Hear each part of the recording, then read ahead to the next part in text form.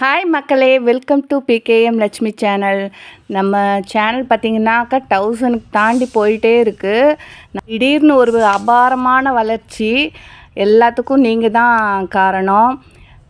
அப்புறம் இன்றைக்கி என்ன பார்க்க போகிறோன்னாக்கா, ஆடிப்பட்டம் ஸ்டார்ட் ஆகிடுச்சி. நம்ம என்ன பண்ண போகிறோம், விதையெல்லாம் தேடி தேடி நம்ம போட போகிறோம். என்னெல்லாம் விதை போட போகிறோன்னு பாருங்கள். பழமொழியே இருக்குது, ஆடிப்பட்டம் தேடி விதைன்னு சொல்லுவாங்க. அது மாதிரி நம்ம ஆடிப்பட்டத்துக்கு சூப்பராக ரெடி ஆக போகிறோம்.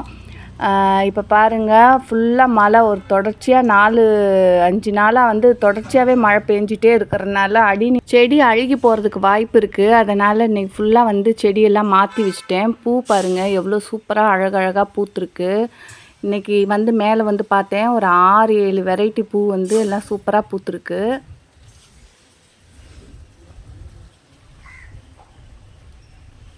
அது மட்டும் இல்லை, நம்ம மாடியில் பார்த்திங்கனாக்கா ஃபுல்லாக ஏதாவது ஒரு நாளைக்கு ஒரு மணி நேரம் அதுக்கு ஒதுக்குனா தான் மாடியாக இருக்குது. இல்லைனா ரொம்ப நாஸ்தியாக இருக்குது. என்ன பண்ணுறதுன்னு தெரியல. நானும் க்ளீன் பண்ணிகிட்டே இருக்கேன். என்னால் வீட்லேயும் வேலை செஞ்சுட்டு என்னால் டெரஸ் கார்டன் பார்க்க முடியல வேலை. ஆனால் ஒரு ஆர்வத்தில் வேலை செய்யணுன்னு செஞ்சிட்றேன். அதுக்கப்புறம் பார்த்திங்கன்னா வீட்டில் ஐயோ அம்மான்ட்டு அணர்த்த வேண்டியதாக இருக்குது. என்ன பண்ணுறது, விடவும் முடியல. ஒரு நாள் கார்டனுக்கு வரலனாவே எனக்கு மனசு சரியில்லை, இல்லை உடம்பு சரியில்லைனா தான் நான் வரமாட்டேன். இப்போ பார்த்தீங்கன்னா நிறைய பேர் கேட்குறாங்க, மாடி தோட்டத்தில் இப்படி செடி வச்சுருக்கீங்களே, பூச்சி பொட்டு வராதா, பாம்பெல்லாம் வராதா அப்படின்னு.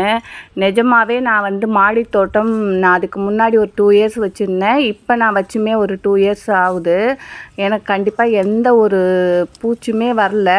அந்த கம்போஸ்ட் போடுறோம் இல்லைங்களா, வேஸ்ட்டு, இந்த சாப்பாடு அதெல்லாம் போடும்போது குட்டி குட்டி பூச்சி எப்போமாவது ரேர் வர்றது. மற்றபடி பாம்பெல்லாம் வருமானு கேட்டால் கண்டிப்பாக வராது. நம்ம கீழே பார்த்திங்கன்னா செடி நிறைய வச்சுருக்கோம். போன வீடியோவில் கூட காமிச்சேன். ஒரு தொட்டிக்கு கீழே, அந்த பாட்டுக்கு கீழே பார்த்திங்கன்னா ஒரு குட்டி பாம்பு. அதை பார்த்துட்டு எனக்கு ரொம்ப பயம் ஆகிப்போச்சு. அதுக்கப்புறம் தான் நான் எல்லாத்தையும் கொஞ்சம் செடியும் எடுத்துகிட்டு மேலே வச்சுட்டேன். வேண்டாம், நம்ம போயிட்டு புதர் மாதிரி இருக்கிற இடத்துல போய் அடிக்கடி நின்று பயந்து ஏன்னா அடிக்கடி பாம்பு நடமாட்டம் அந்த ஏரியாவில் நிறையாவே பார்க்குறாங்க. அக்கம் பக்கத்தில் சொல்லும்போது எனக்கு பயம். அதனால் எந்த ஒரு அடர்த்தியான செடியுமே நான் கீழே வைக்கலை. கொஞ்சம் கண்ணுக்கு தெரிகிற மாதிரி எடைய தள்ளி வச்சுருக்கேன். இதுக்கப்புறம் தான் ஆடிப்பட்டத்துக்கு விதை போடுறதா கீழே இல்லை மாடியிலேயே வைக்கலாமான்னு டிசைட் பண்ணணும். அதுக்காக நிறைய விதைலாம் வாங்கி வச்சுருக்கேன், ஆர்டர் பண்ணியிருக்கேன். இது பார்த்திங்கனாக்கா அதலக்காய் கிழங்கு. அதலக்காய்னாக்கா இந்த பாவக்காய் மாதிரியே குட்டி குட்டியாக இருக்கும். எங்கள் ஊர் பக்கம் தூத்துக்குடி, திருச்செந்தூர் பக்கம்லாம் அதலக்காய்னா தெரியும். இங்கே சென்னையில் இருக்கிற மக்களுக்கு யாருக்கும் அவ்வளோவா தெரியாது. இது வச்சிங்கனாக்கா அதலக்காய் வரும் சூப்பராக. நம்ம பறித்து சூப்பராக சமையல் பண்ணலாம். அப்புறம் கொடி உருளைக்கிழங்கு, கொடியிலேயே காய்க்கிற உருளைக்கிழங்கு நிறைய ஆன்லைனில் ஆர்டர் பண்ணி வச்சுருக்கேன். ஆடிப்பட்டத்துக்கு அமோகமாக கலக்கிறோம், சூப்பராக செடி வளர்க்குறோம், விதவிதமாக காயெல்லாம் சாப்பிட போகிறோம், ஹெல்த்தியாக வாழ போகிறோம். இந்த உருளைக்கிழங்கு பார்த்திங்கனாக்கா கொடியிலேயே நிறையா குண்டு குண்டாக உருளைக்கிழங்கு பூமியில் எப்படி முளைக்குதோ அதே மாதிரி தான் இது கொடியில் முளைக்கும் அப்படின்னாங்க. இது ஃபஸ்ட் டைம் நான் வாங்குறது.